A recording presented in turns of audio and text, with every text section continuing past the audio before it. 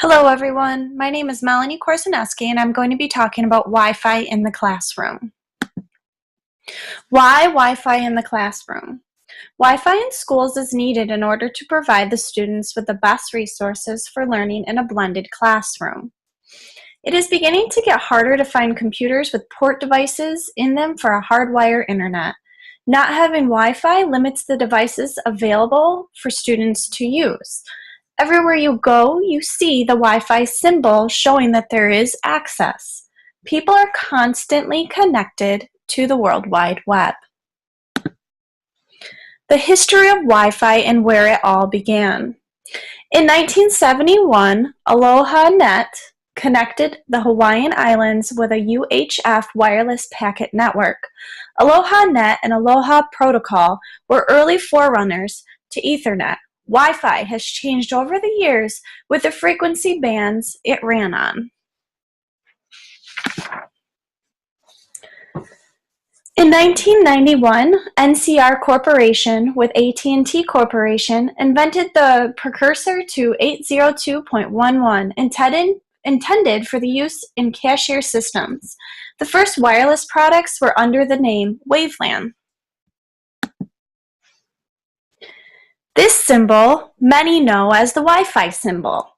In 1999, the Wi-Fi Alliance formed as a trade association to hold the Wi-Fi trademark under which most products are sold.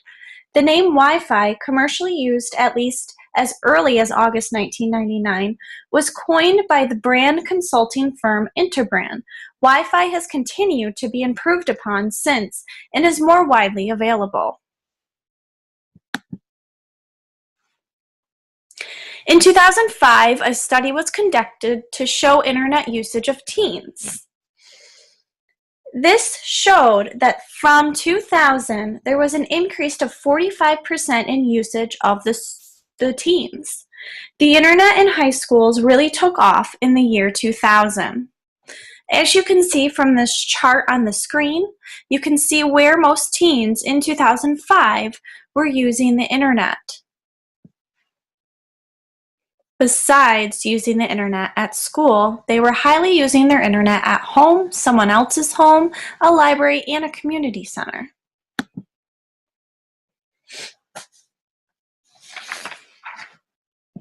The current state of Wi-Fi in schools. Take a minute and write down the programs you use currently in your blended classroom. If you don't have a blended classroom, what are some of the programs or apps you would be willing to use in your classroom? Now that you have taken a minute to write down those programs that you would be willing to use, do you think these programs would help enhance your students' learning? Some of the programs that I use in my classroom are Schoology, Google Classroom, Google Docs, Cahoots, BrainPop, iReady Diagnostic, and YouTube. Schoology and Google Classroom are two programs that allow you to virtually upload assignments, have the students take quizzes and tests right online, and also to collaborate with one another and with the teacher through these programs. What is great about the test and quiz section of Schoology is that it will grade the multiple choice sections for you, saving you time that you can be spending with your students. Google Docs is a great program for writing. You can then have them share their document with you as the teacher, and you can edit and suggest edits to the student right over the internet. Cahoots is a game that you can play. Each student has a device, and it's a great review game. BrainPop has videos and activities on all sorts of subjects.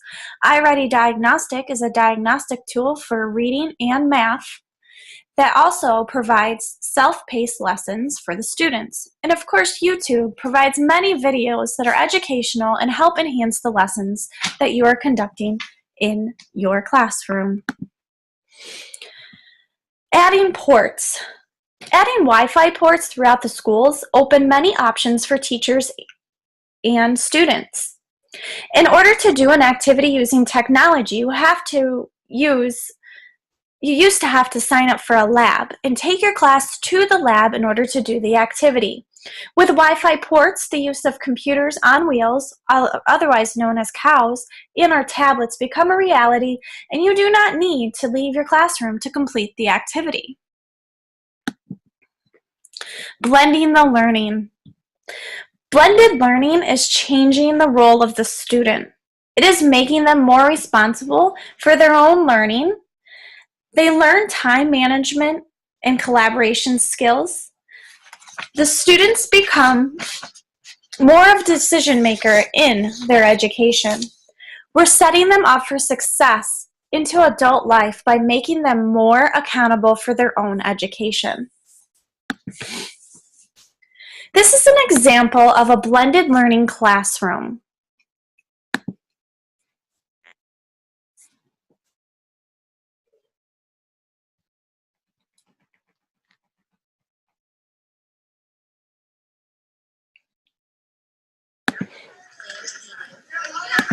And what level is that? Second. Okay, now. You guys are to agree.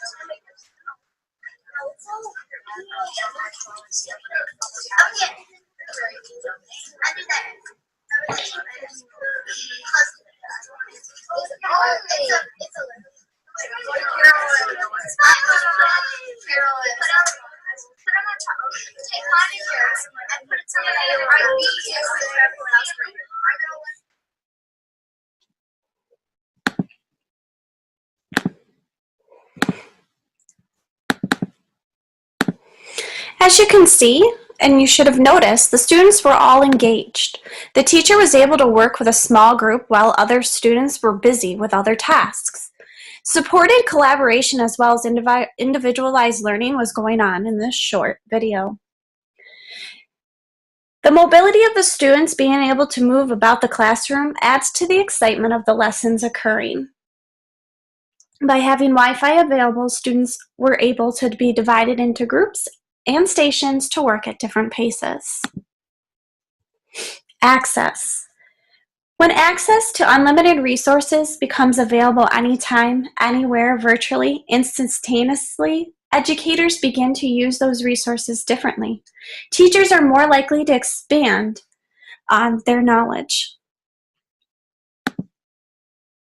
One study on iPads for learning, this was conducted in an Australian research trial examining the impact iPads have on students learning at home and at school, as well as how iPads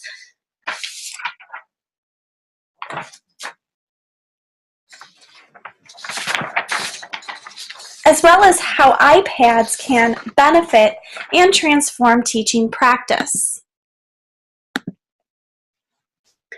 What was found is high-speed access to online information enables more self-directed learning and rapid access to a fast-growing market of relevant and regularly updated educational apps. Portability enhances collaboration between students and communication between students and teachers, increases parental engagement in learning, and strengthens homeschool connections. Students used the iPad to take greater control of their learning using a single device to search for information on the internet, practice specific skills with selected apps, create keynotes and multimedia presentations, and present and share their learning with their peers, teachers, and family. The future of Wi-Fi in schools, funding. Schools need to get funding to put Wi-Fi ports throughout the school. There are many funding options, and they need to be applied for.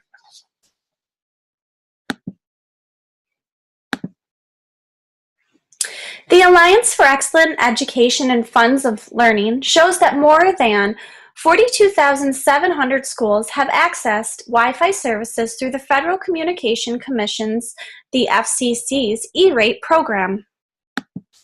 The FCC provided $1 billion to support Wi-Fi infrastructure and services during the first year of E-rate expansion. 83% of E-rate funds for Wi-Fi services supported low-income schools. High-speed internet in your district becomes useful when it is available in all places where teaching and learning are taking place. Wi-Fi in schools has already started to take off and will continue.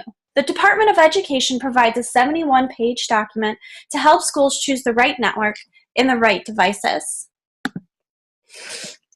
My goal today was to inform you of the Wi-Fi in schools and how it can help to obtain blended learning environments. This gives students more individualized instruction, gets them out of their seats, and allows for students to take control of their learning.